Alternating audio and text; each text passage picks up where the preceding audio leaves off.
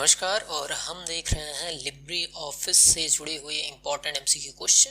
ये सीरीज का चौथा लेक्चर है, तो शुरू करते हैं अपना सवाल बिना आपका समय बर्बाद किए हुए। 61वां सवाल है, Libre Office impress slide sorter command is found under which मेनू।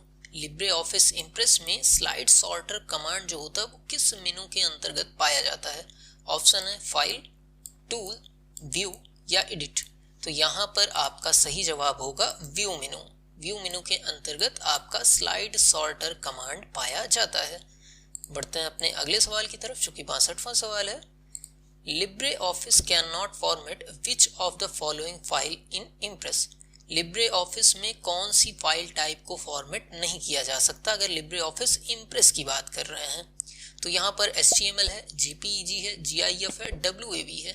तो इन तीनों को तो आप लिब्रे ऑफिस इम्प्रेस में फॉर्मेट कर सकते हैं, लेकिन HTML एक चीज़ है जिसके लिए हमें टेक्स्ट डॉक्यूमेंट की ज़रूरत होती है, टेक्स्ट एडिटर की ज़रूरत होती है।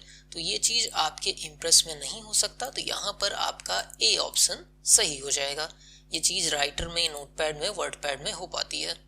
चलिए अगला सवाल है, which keyboard shortcut key is use to exit the slide show of presentation.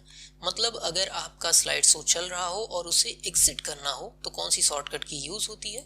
तो यहाँ पर आपका ऑप्शन है इंटर, एस्केप बटन, Ctrl+X या अल्टरनेट F4। तो अगर आपको स्लाइड शो से बाहर निकलना हो तो आपको एस्केप की दबानी पड़ती है, जो कि आपकी ESC की होती है। यहाँ पर आपका बी ऑप्शन सही हो जा रहा है।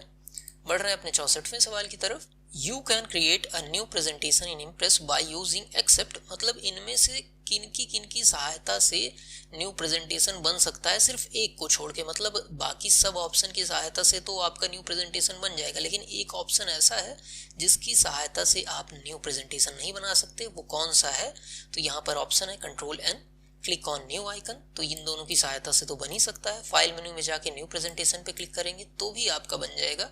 Ctrl+O, इसकी सहायता से न्यू प्रेजेंटेशन नहीं बनता। Ctrl+O का इस्तेमाल फाइल को ओपन करने के लिए, कोई फाइल पहले से बनी हो उसको ओपन करने के लिए किया जाता है। तो डी ऑप्शन यहाँ पर सही हो जाएगा। फिर बारी है 65वें सवाल की। Which of the following view is not one of Libre Office impress presentation view. Libre Office presentation में कौन सा व्यू नहीं होता है? तो स्लाइड सॉर्टर व्यू होता है, नॉर्मल व्यू होता है, बोथ ए एंड बी ये तो होगा ही। सॉर्टर व्यू इस टाइप का कोई भी व्यू नहीं होता है। सॉर्टर व्यू कोई भी व्यू नहीं है। तो यहाँ पर हमारा सही जवाब हो जाएगा डी वाला। चलिए बढ़ते हैं अपने 66वें क्वेश्चन की तरफ। Any presentation in Libre Office impress can be exported in the following format. इनमें से किस फॉर्मेट में लिब्रे ऑफिस इम्प्रेस में तैयार की गई फाइल को एक्सपोर्ट किया जा सकता है? क्या GIF में किया जा सकता है PDF, BMP। तो इन तीनों में आप एक्सपोर्ट कर सकते हैं। अगर आपने कोई फाइल लिब्रे ऑफिस इम्प्रेस में बनाई हो तो आपका सही जवाब हो जाता है all of above. D option आपका यहाँ पर बिल्कुल सही है।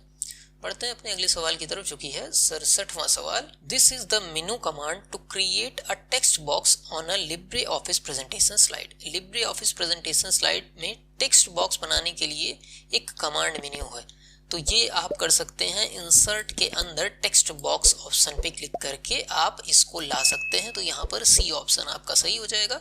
और अगर ये सीरीज आपको पसंद आ रही हो तो सब्सक्राइब कर दीजिएगा। टोटली कंटेंट फ्री है, सब कुछ फ्री है। बस उम्मीद कर रहे हैं एक लाइक और सब्सक्राइब की, तो वो आप कर दीजिएगा। चलिए बढ़ते हैं 68वें सवाल की तरफ। Which of the following statement is not true. मतलब इनमें से दिए गए जो स्टेटमेंट है उनमें से कौन सा ट्रू नहीं है?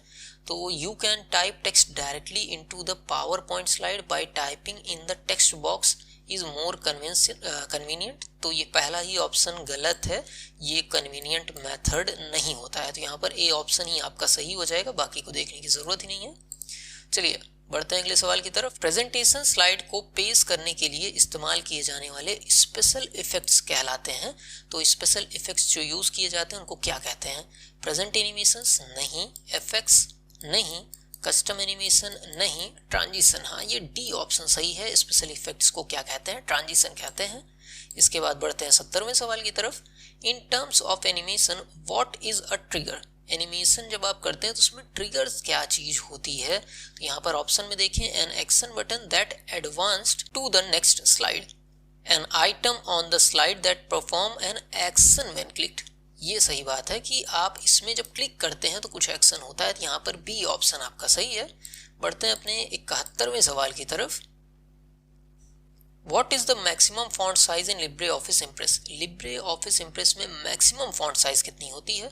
तो आपकी मैक्सिमम फॉन्ट साइज 999.9 होती है, तो यहाँ पर बी ऑप्शन आपका सही हो जा रहा है।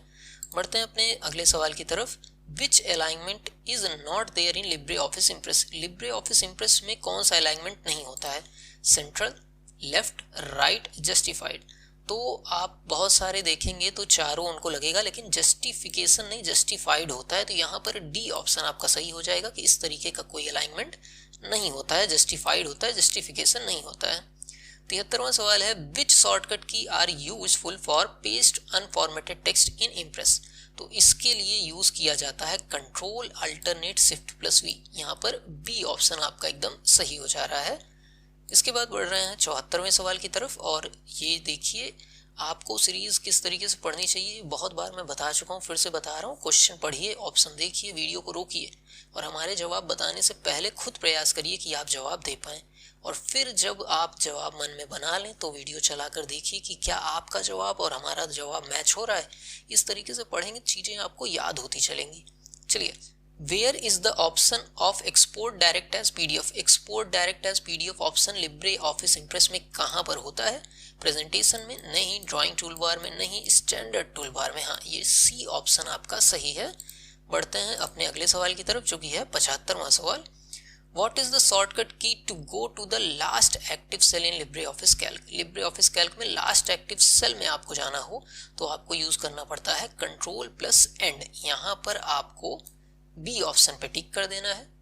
बढ़ रहे हैं अपने 76वें सवाल की तरफ।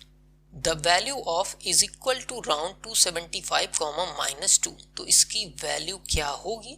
200, 300, 0 या 2.75। तो यहाँ पर आपका 300 सही जवाब है, बी ऑप्शन पे टिक कर देना है।